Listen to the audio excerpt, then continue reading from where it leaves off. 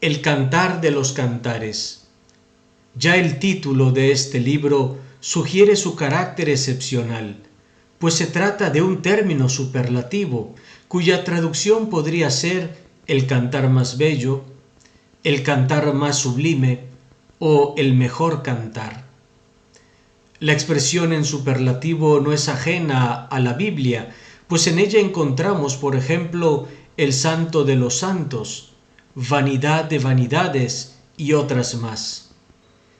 Incluso en el siglo I, el gran rabino Akiva afirmaba que el mundo entero no es tan digno como el día en que se entregó el Cantar de los Cantares a Israel, porque todos los escritos son santos, pero el Cantar de los Cantares es el santo de los santos. Como la mayoría de los libros sapienciales, el Cantar de los Cantares se atribuye al rey Salomón. El libro menciona al rey en el capítulo 1 y nombra a Salomón en el capítulo 3, pero no parece que el hijo de David, famoso por su sabiduría, fuera su autor.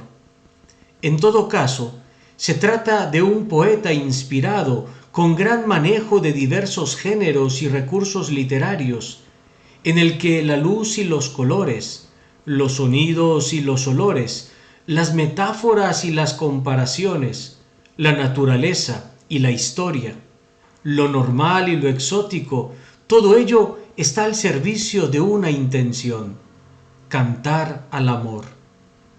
No sabemos con exactitud cuándo y dónde fue compuesto este libro.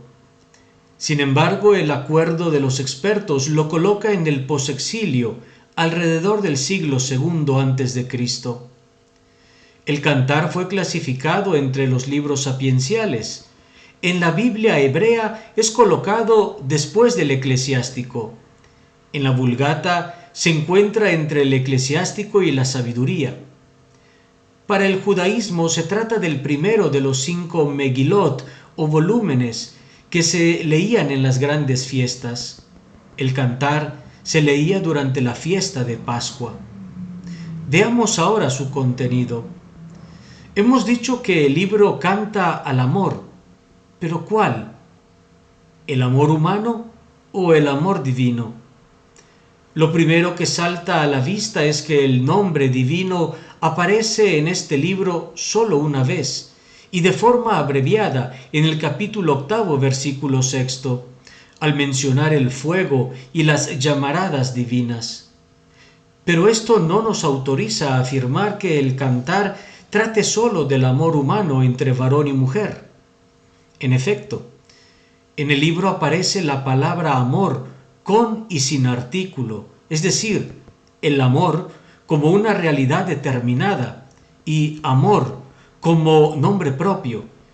Y parece que en esto el autor nos ha dejado muestras de su intención. El Cantar trataría del amor encarnado y concreto. El amor, recordemos, es el símbolo más elocuente y digno para hablar de Dios, sin caer en un falso espiritualismo. Dios es amor, nos recuerda el Nuevo Testamento. En el amor humano destella entonces el amor único e infinito de Dios. El Cantar, además de relacionarse con los libros sapienciales, guarda estrecha relación con los textos bíblicos que hablan del origen y con lo que se refiere al fin, al mensaje escatológico de los profetas, y por ello hemos de reconocerle un marco universal. No es que el Cantar sea una especie de retorno al Edén, al mundo de un amor anterior al pecado, exento de sufrimientos, dolor y muerte. Al contrario, el texto del Cantar nos advierte continuamente de los peligros y obstáculos internos. No despertéis. Y también de aquellos externos, hablando de alimañas, puertas, guardias. Lo que hace el Cantar es recordarnos la grandeza del amor que se vive en medio de las dificultades, y para ello vuelve a los relatos de la creación, a los relatos en los que se expresa la originaria vocación al amor de hombre y mujer. En particular, el cantar evoca el relato de la tradición yavista de la creación de corte sapiencial. El jardín del cantar es el del Génesis, como viene narrado en el capítulo 2. En él hay una fuente y árboles de todo tipo. La ausencia de vergüenza hacia la desnudez, de la que hablaba el Génesis, se ha desarrollado en el cantar a través del género literario del wasf, es decir, de toda serie de descripciones corporales admiradas que recorren el texto, por ejemplo en el capítulo 4. El amor del cantar es también, como en Génesis, un abandonar la casa paterna para afrontar un viaje. Sobre todo, el tema de llegar a ser una sola carne se retoma en el epílogo del cantar, cuando la amada pide ser puesta como un sello en el corazón del amado. La amada pide estar vinculada al amado mediante un signo en la carne, el sello que le haga presente en su interior. Si en Génesis se decía, hacia tu marido se dirigirá tu deseo, pero él te dominará, en el cantar se dice, por el contrario, yo soy de mi amado, y a mí se dirige su deseo. El tema de Génesis del capítulo 3 está aquí insertado en una fórmula de mutua pertenencia, contrario al régimen de dominio introducido tras el pecado original. Los profetas han aplicado directamente la figura del amor hombre-mujer a la relación de Dios con su pueblo, desde el profeta Oseas, pasando por Jeremías y Ezequiel, hasta llegar al segundo Isaías. El profeta Oseas ha sido el primero en resaltar la correspondencia entre los dos tipos de amores, humano y divino, especialmente en los capítulos 1 y 3 del profeta. En él se inspiran probablemente Jeremías y Ezequiel. En estos textos se presenta a Yahvé como el marido ultrajado que perdona a Israel, la mujer pecadora. Y es significativo que muchos de ellos tengan una dimensión escatológica, es decir, se refieran a la nueva alianza que Dios hará con su pueblo, como leemos en el Oseas en capítulo 2, o en Ezequiel en el capítulo 16, o en Jeremías en el capítulo 31. El perdón definitivo, el fin del pecado, la nueva alianza se ilustra mediante esta categoría del nuevo matrimonio que tendrá su cumplimiento en Jesucristo, el esposo de la Iglesia. En el libro del Cantar, de tan solo 1250 palabras hebreas, podemos reconocer 7 poemas divididos en 2 partes. La primera, que va desde el capítulo 1 al capítulo 5, versículo 1, y la segunda parte, del capítulo 5, versículo 2, hasta el final, que es el capítulo 8, versículo 14. Estos poemas, puestos con un ritmo en boca de la amada, del amado y de un coro que los acompaña, van tejiendo un hermoso tapiz de metáforas y alegorías que entrelaza temas recurrentes que muestran la tensión de la búsqueda y el encuentro de los enamorados, cuyo culmen es el poema que encontramos en el capítulo 8, de los versículos 5 al 7. Se dan cita en esta escena la ley, especialmente el Génesis, y los profetas, Jeremías y Ezequiel, la protología, es decir, los inicios de la vida, y la escatología, pues se da la presencia de la muerte. Todo ello que convierten a la teofanía del cantar en un preludio del tabor del Evangelio. Al fin y al cabo, el amor es mayor que la fe y que la esperanza, nos recuerda el apóstol San Pablo en la primera carta a los Corintios, precisamente porque no se acaba. En este pasaje encontramos una especie de conclusión poética en la que se incluyen los 3 temas de fondo del cantar: la pregunta por la identidad de la amada, el despertar del sueño y la casa de la madre. Junto a ellos se introducen otros temas de gran relieve, como la alianza entre el novio y la novia, simbolizada por el sello, el motivo del amor fuerte como la muerte, y la aparición única del nombre de Dios en aquella frase bellísima de el amor es una llamarada de Yahvé. A lo largo del cantar, el amado se pregunta continuamente, ¿quién es esa? ¿Quién es esta? Es una pregunta que expresa la búsqueda del amado, su deseo de conocer la identidad de la amada. La pregunta se responde hasta cierto punto en el capítulo 8, versículo 6, cuando la amada dice, ponme como un sello en tu corazón. El sello que expresa la unión indisoluble entre el amado y la amada implica que la identidad de la amada está ya grabada en el corazón del amado. Recordemos que en el sello se imprimía la imagen o el nombre de su poseedor. De este modo, el amado podrá ahora reconocerla al estar ella grabada en su propio corazón. El tema del sueño recogidos en los capítulos 2 y 3 culmina en el capítulo 8, versículo 5. En estos primeros pasajes se decía, os conjuro, hijas de Jerusalén, por las gacelas y siervas del campo, que no despertéis ni desveléis al amor hasta que él quiera. En cambio, ya al final del cantar, escuchamos que debajo del manzano te desperté. El sueño está en función de un despertar. No es un fin en sí mismo. No se puede explicar tampoco como un sueño placentero. Más bien el sueño es imagen de una maduración, de un tiempo de preparación. El amor debe purificarse, el deseo tiene que fermentar. Esto explica el tiempo de la búsqueda y explica el porqué del epílogo y la necesidad de todos los capítulos anteriores. El tiempo es necesario para que se dé la resolución del sí definitivo.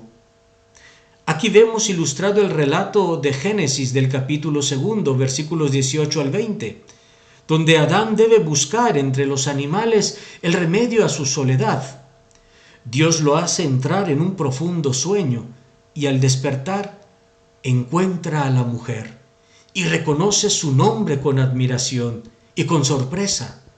Esta es carne de mi carne, es hueso de mis huesos. Para despertarse, Adán y luego estar juntos, y para ello es necesario el tiempo de la purificación. La referencia a la madre aparece en los capítulos 1, 3, 6 y finalmente en el capítulo 8. Debajo del manzano te desperté, allí donde te concibió tu madre, donde tu progenitora te dio a luz. Más allá de una referencia social, institucional o cultural, encontramos sobre todo un elemento de respeto hacia la madre. Se trata de honrarla. La novia se une al novio allí donde se reconcilian las generaciones, donde se reconoce el mutuo origen. La repetición de la maternidad, escuchamos en 2 ocasiones, la que te engendró, la que te dio a luz, nos hace pensar en la fecundidad. La novia retoma el lugar donde ella también podrá llegar a ser madre. De este modo, el amor, como la muerte, es capaz de sobrepasar los embates de las aguas caudalosas del tiempo, precisamente en su apertura a un horizonte de fecundidad. Podemos decir que la expresión «ponme como un sello en tu corazón» se refiere a la palabra que se intercambian los novios y que debe conservarse en el corazón, lugar interior del recuerdo, de la persona y de la entrega. Pero la expresión puede también hacer referencia al abrazo de los amantes. La palabra lev significa tanto corazón como pecho. La amada desea ser puesta como un amuleto colgante, como se llevaban los sellos entonces. sobre el pecho del amado. De este modo se evoca la realidad de la alianza esponsal, que se da mediante el intercambio de una palabra de promesa, que permanece en el corazón por toda la vida, y es el signo que sella esa unión mediante el abrazo propio de los esposos. Finalmente, el amor de los novios es presentado como llamarada de Yahvé en el punto culminante del cantar. Hemos de reconocer a la luz de toda la Escritura, especialmente del Nuevo Testamento, que la apertura a lo divino y la dimensión trascendente no se añade al amor humano como algo extraño, sino que está inscrita en la misma atracción. No se puede decir que el nombre de Dios aquí signifique nada y entonces traducir la expresión con una simple llamarada impetuosa. Nada más lejos de ello. En el cantar, el amor es una teofanía de Yahvé, como la zarza ardiente del Éxodo o las lenguas en Pentecostés. Búsqueda, encuentro, abrazo, sello, amor, pasión, muerte. Realidades del cantar de los cantares que tienen su cumplimiento en el misterio de nuestro Señor Jesucristo, el esposo de la Iglesia a la que se entrega esponsalmente para presentársela a sí mismo sin mancha ni arruga.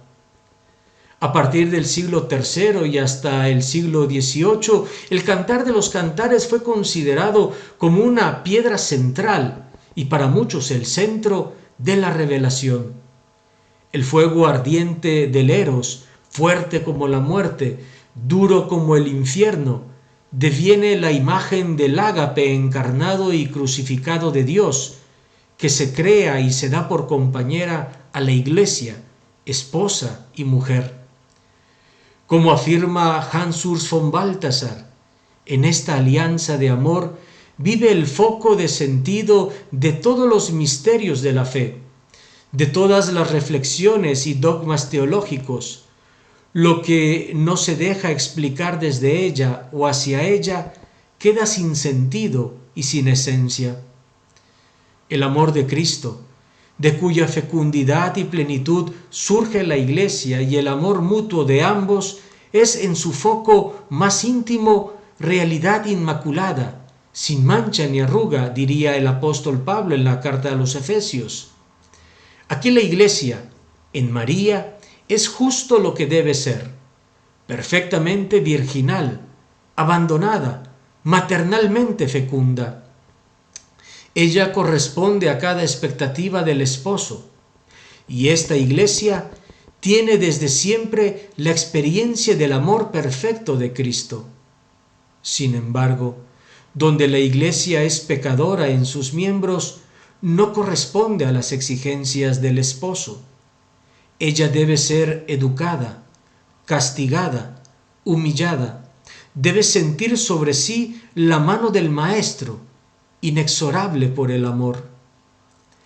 Releyendo el Cantar de los Cantares, con los afectos de la Iglesia esposa, podemos reconocer con gratitud el don del amor divino. Como decía Benedicto XVI, hemos creído en el amor de Dios. Así puede expresar el cristiano la opción fundamental de su vida. No se comienza a ser cristiano por una decisión ética o una gran idea, sino por el encuentro con un acontecimiento, con una persona, que da un nuevo horizonte a la vida y con ello una orientación decisiva. Que estas pinceladas sobre el libro del Cantar de los Cantares nos ayuden a una lectura orante de las Sagradas Escrituras. Os esperamos en Audifilia.